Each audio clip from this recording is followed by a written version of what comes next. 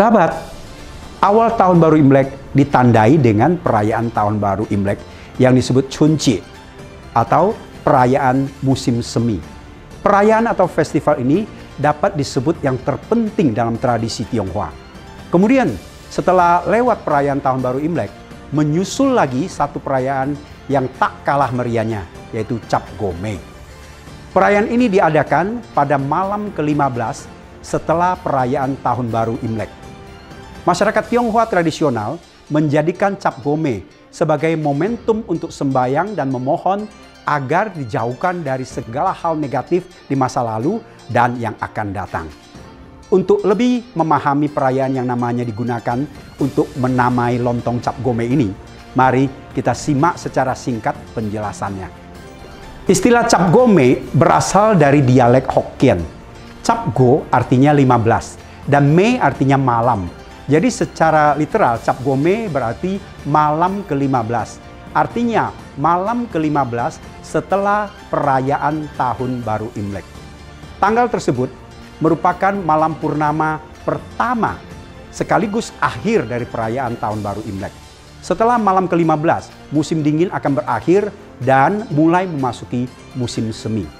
Boleh dikatakan Cap Gome adalah hari penutupan perayaan tahun baru Imlek yang biasanya dirayakan dengan meriah, baik melalui prosesi budaya maupun religius.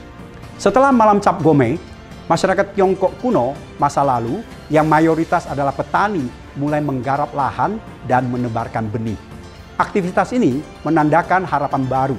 Karena itulah, sebelum lewat Cap Gome, mereka melakukan sembahyang dan ritual untuk memohon berkat agar usaha cocok tanam mereka menghasilkan panen yang berlimpah.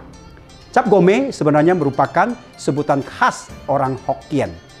Dalam bahasa Mandarin, sebutannya sangat berbeda, yaitu Yuan Xiao Jie atau Sang Yuan Jie. Orang Barat menyebutnya Lantern Festival atau Festival Lampion, karena perayaan malam Cap Go ini identik dengan penyalaan lampion. Orang Hakka sendiri menyebutnya Changnyet Pan, yang berarti pertengahan bulan pertama. Perayaan Cap Gome diyakini telah dikenal sejak 2000 tahun silam.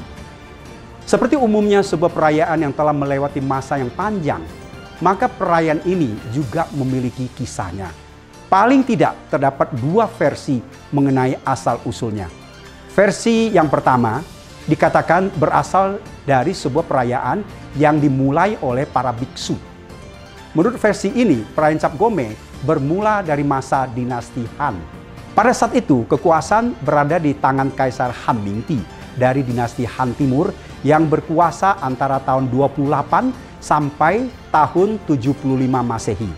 Suatu ketika, ia mendapat kabar bahwa sejumlah biksu sengaja menyalakan lampion di hari ke-15 bulan pertama tahun Imlek. Hal itu dilakukan oleh para biksu sebagai penghormatan kepada Sang Buddha. Ketika itu agama Buddha baru mulai menyebar di Tiongkok. Mendengar hal itu, Kaisar Han Mingti sangat terkesan dan kemudian memerintahkan seluruh kuil, rumah, dan istana untuk ikut menyalakan lampion pada malam tersebut. Awalnya, kegiatan tersebut merupakan ritual yang khusus dilakukan oleh para penganut agama Buddha. Namun, seiring berjalannya waktu, kegiatan tersebut diadopsi menjadi festival besar oleh seluruh masyarakat.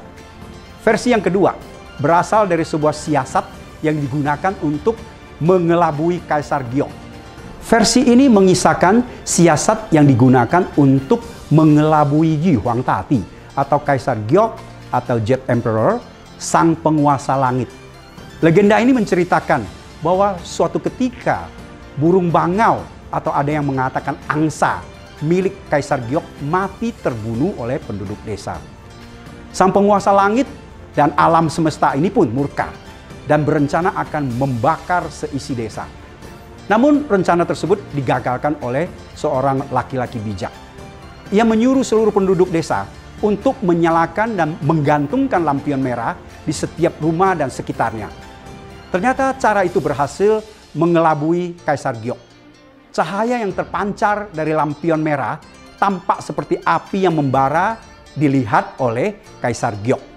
Ia pun mengurungkan niat untuk membumi hanguskan seisi desa karena mengira desa tersebut sudah terlanjur dilalap api.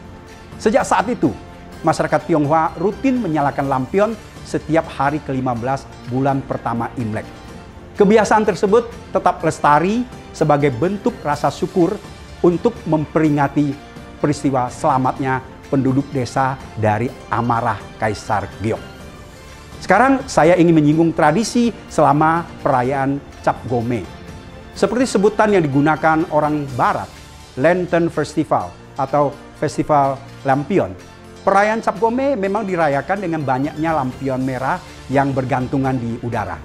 Memasang lampion merupakan aktivitas utama dalam perayaan Cap Gome.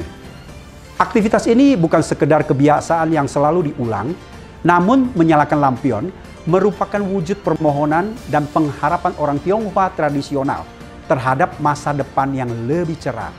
Website China Highlight menyebutkan bahwa kegiatan tersebut ternyata mengandung arti menerangi masa depan. Kegiatan lain selama Cap Gome di masa lalu adalah permainan teka-teki yang tertulis pada lampion. Siapa yang berhasil menjawab teka-teki tersebut akan menerima hadiah.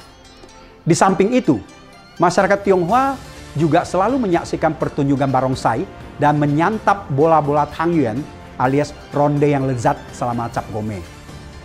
Festival malam ke-15 kalender Imlek ini juga disebut sebagai pesta Yuan Xiao atau hari lahirnya Sang Yuan Tianquan atau Dewa Taoisme yang memerintah langit. Orang-orang kaya terdahulu sengaja mengadakan pertunjukan seperti wayang dan sandiwara di saat perayaan Cap Gome. Khusus mengenai Cap Gome Singkawang. Di Indonesia, perayaan Cap Gome hampir mirip dengan berbagai daerah atau negara lain. Meski demikian, ada satu daerah yang agak lain, yaitu Cap Gome di Singkawang. Di sana Cap Gome dikenal dengan sebutan Changnyet Pan. Pada hari ke-13 setelah tahun baru Imlek, yakni H-2 Cap Gome, dilakukan pawai lampion yang sangat meriah. Pada hari H, Festival Changnyet Pan dirayakan dengan pagelaran pawai tatung, yaitu karnaval ratusan kelompok tatung atau figur-figur yang dirasuki oleh berbagai macam roh. Mereka memamerkan atraksi, tidak mempan senjata tajam, dan tidak sakit ditusuk dengan jarum besar atau macam-macam alat. Karnaval ini dipercayai sebagai ritual yang berasal dari abad ke-18. Konon, di masa keemasan kongsi tambang emas di kawasan Montrado yang kini berada di wilayah administrasi Kabupaten Bengkayang, pernah terjadi wabah penyakit yang tidak ada obatnya. Mungkin mirip-mirip seperti COVID. Banyak korban jiwa jatuh. Ketika krisis itu terjadi, muncullah orang pinter semacam dukun yang mengatakan bahwa wabah itu ditimbulkan oleh roh-roh jahat.